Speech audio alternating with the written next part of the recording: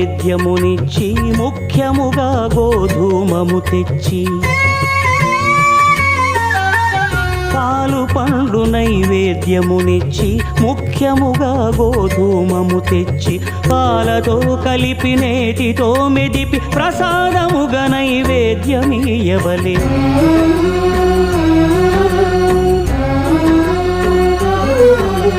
గోధూమము ఇంద్రియ సంబంధం కోరికలీరికలెత్తెడి బంధం నేయి అనమాయ